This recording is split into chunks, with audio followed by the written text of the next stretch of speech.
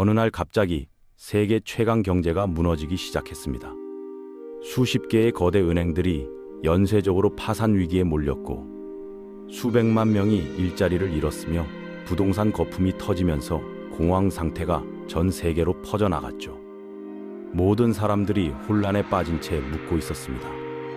도대체 무슨 일이 벌어진 건지 아무도 예상하지 못했던 이 상황이 어떻게 시작된 것일까요? 세계를 흔든 남자 앨런 그린스펀의 이야기입니다. 그런데 이 모든 재앙의 중심에는 한 남자가 있었습니다. 18년 동안 미국 연방준비제도를 이끌며 그 어떤 대통령보다 강력한 경제적 권력을 휘둘렀던 인물 말이죠.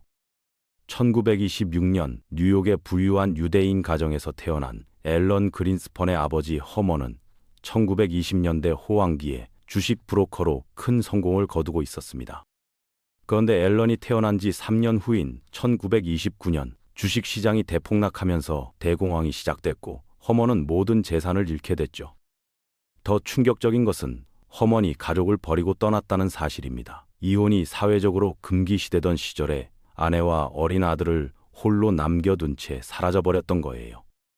바쁜 싱글맘 밑에서 외아들로 자란 앨런은 아버지 부재의 상처를 책과 숫자에 파묻히며 달래려 했습니다.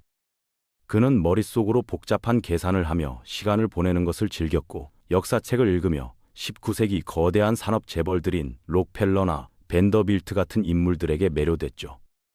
아버지 없이도 위대해질 수 있다는 것을 증명하려는 듯 말입니다. 16세가 되었을 때 그린스펀은 재즈 음악을 발견했고 세계 최고의 색소폰 연주자가 되겠다는 꿈을 품었습니다.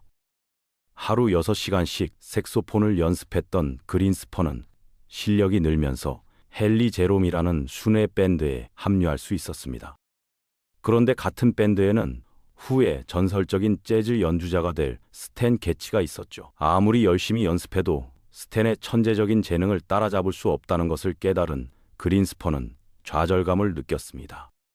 하지만 주당 $15라는 괜찮은 수입을 위해 밴드에 남았습니다.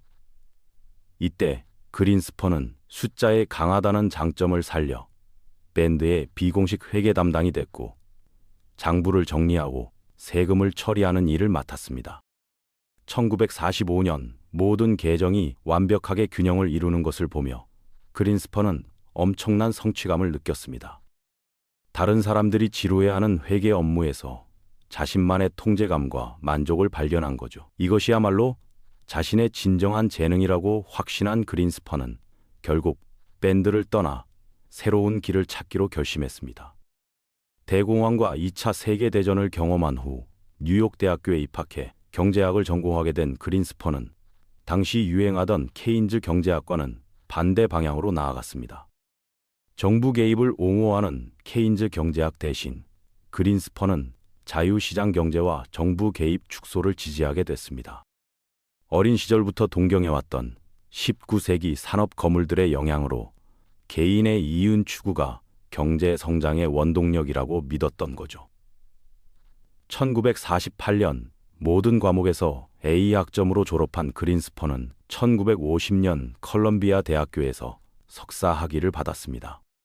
그런데 이때 세계 정세가 급변하고 있었습니다. 중국이 한국 전쟁에 개입하면서 미국인들은 또 다른 세계대전에 대한 공포로 생필품을 사재기하기 시작했죠. 이러한 수요 충격으로 인해 1950년 소비자 물가지수가 10% 이상 급등했습니다. 연방준비제도는 통화 공급을 줄여 인플레이션을 잡으려 했지만 트루먼 대통령은 한국 전쟁 수행을 위해 저금리를 유지하라고 압박했죠.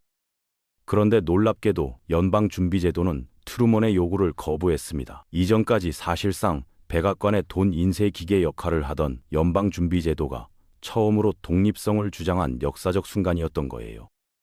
야심찬 젊은 경제학자였던 그린스펀은 이 사건을 주목 깊게 지켜봤습니다. 그린스펀은 국방부 관리들의 의회 증언을 꼼꼼히 분석해서 항공전력의 경제학이라는 제목의 논문을 발표했습니다. 비행 편대 규모와 손실률 데이터를 바탕으로 공군이 향후 필요한 항공기 수량을 예측하고 알루미늄과 구리 같은 원자재 수급까지 전망한 획기적인 연구였죠. 이 논문 하나로 그린스펀은 하루아침에 유명 인사가 됐습니다. 기업가들이 그의 분석에 돈을 지불하기 시작했고 경제 마법사라는 별명까지 얻게 됐습니다. 월스트리트에 관심을 받게 된 그린스펀에게 윌리엄 월리스 타우젠드가 접근했습니다. 투자 자문 회사를 운영하던 타운젠드는 사업 파트너가 세상을 떠난 후 새로운 동업자를 찾고 있었죠. 1953년 9월 타운젠드 그린스펀이라는 새로운 회사가 문을 열었습니다. 이 회사는 그린스펀에게 대기업 사다리를 오르지 않고도 명성과 부를 동시에 얻을 수 있는 완벽한 수단이 됐습니다.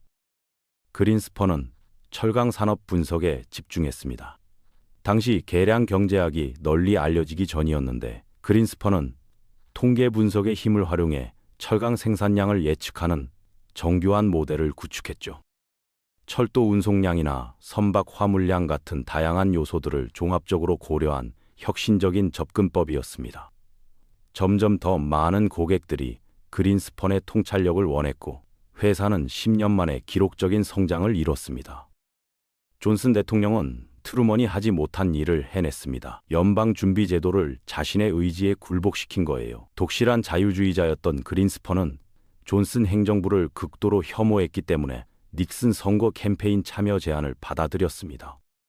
그린스펀은 복지 프로그램이 인플레이션을 야기할 뿐만 아니라 정부 지원에 의존하는 시민들을 양산할 것이라고 우려했습니다.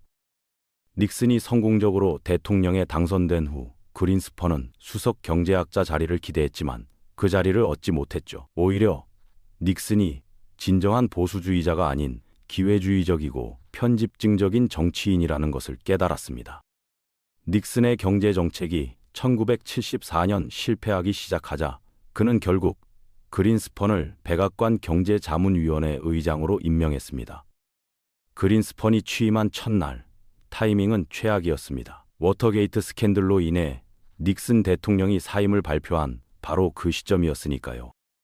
닉슨이 물러나면서 제럴드 포드가 대통령이 됐지만 그린스펀의 지위는 유지됐습니다. 그가 정말 원했던 것은 재무부 장관 자리였죠. 일반적으로 선거를 앞둔 대통령들은 재선 확률을 높이기 위해 정부 지출을 늘리려 합니다. 백악관의 모든 경제학자들이 포드 대통령에게 그렇게 하라고 조언했지만 그린스펀만은 예외였습니다.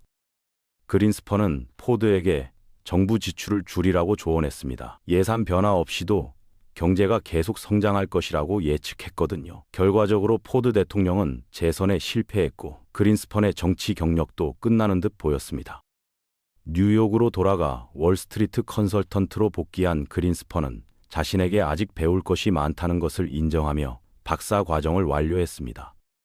하지만 이 실패는 사실 변장된 축복이었습니다. 1977년부터 1980년까지 누가 백악관을 맡든 경제 침체는 피할 수 없었거든요.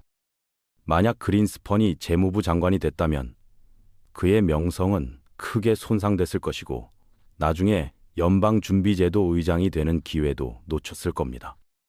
그린스펀이 민간 부문으로 복귀한 지 2년도 채 되지 않아 진정한 보수 후보가 대선 경쟁에 뛰어들었습니다. 바로 로널드 레이건이었죠.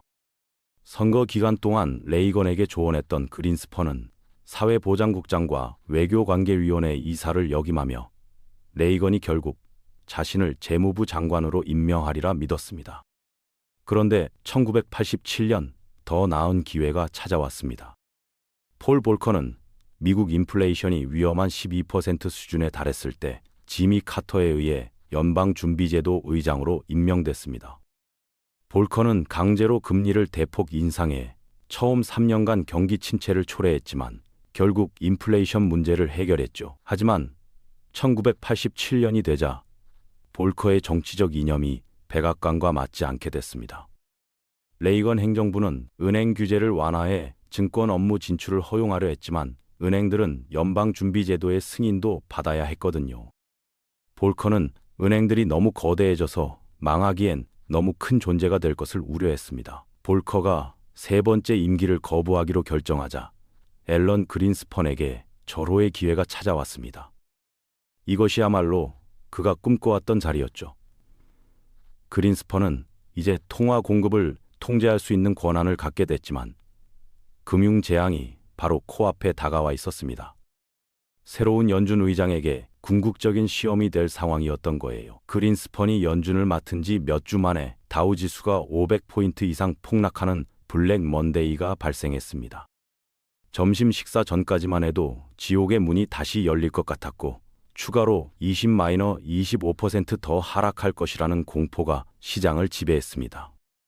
그린스펀은 연준 의장으로서의 미래가 이 블랙 먼데이 폭락을 해결하는 데 달려 있다는 것을 알았죠. 자유주의자에서 실용주의자로 변신한 그린스펀은 자신의 자유시장 원칙을 포기하고 월스트리트를 구제하기로 결정했습니다. 시장의 유동성을 공급하기 시작한 거죠. 즉, 금융회사들의 돈을 빌려주어 시장의 매수 주문수를 늘린 겁니다. 균형을 회복한 후 그린스펀은 레이건에게 정부 적자를 줄이기 위한 초당적 조치를 모색하라고 조언했습니다. 실제로 양당이 협력했는지는 중요하지 않았어요. 공황 상태에서는 때로는 시장에 대한 자세나 신호만으로도 충분한 위안과 확신을 줄 수 있거든요. 그린스펀의 조치는 주말까지 효과가 있는 것으로 보였고 공황은 끝났습니다. 그린스펀은 연준 의장으로서 안전하게 자리를 잡았죠.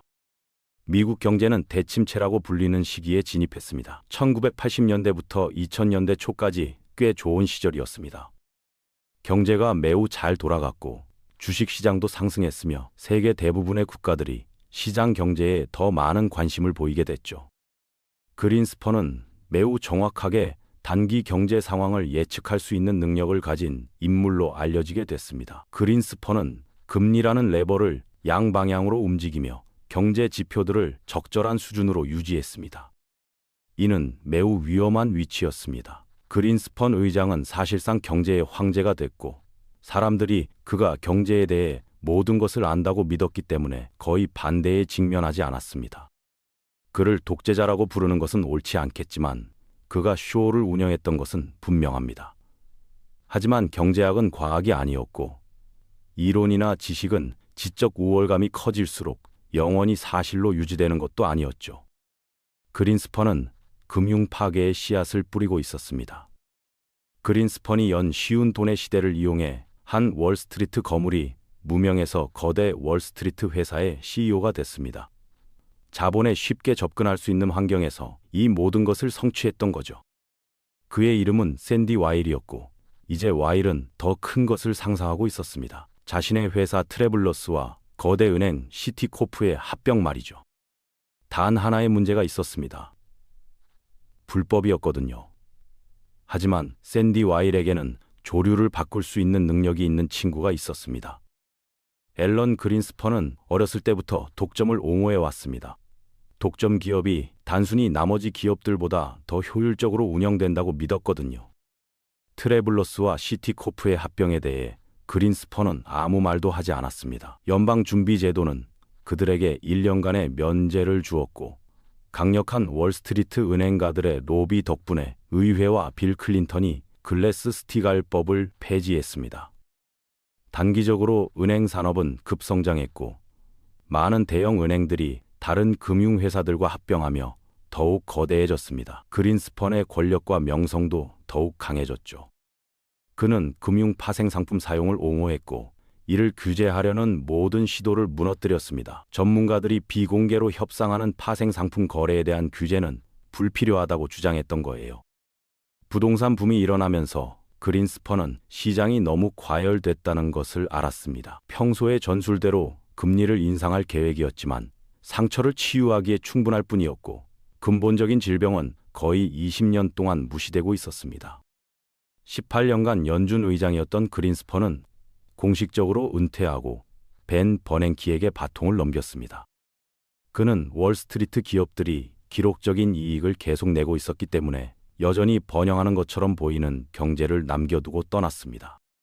그린스펀은 우리를 많은 경기 침체에서 건져냈지만 대공황 이후 가장 큰 경기 침체는 놓쳤습니다. 연방준비제도는 이런 금융위기가 발생하지 않도록 설립됐는데 말이죠. 물론 그린스펀이 주택 거품에 기여한 유일한 사람은 아니었지만 그는 미국 경제에서 가장 강력한 인물이었고 2008년 주택 거품은 그의 명성과 유산을 완전히 산산조각 냈습니다.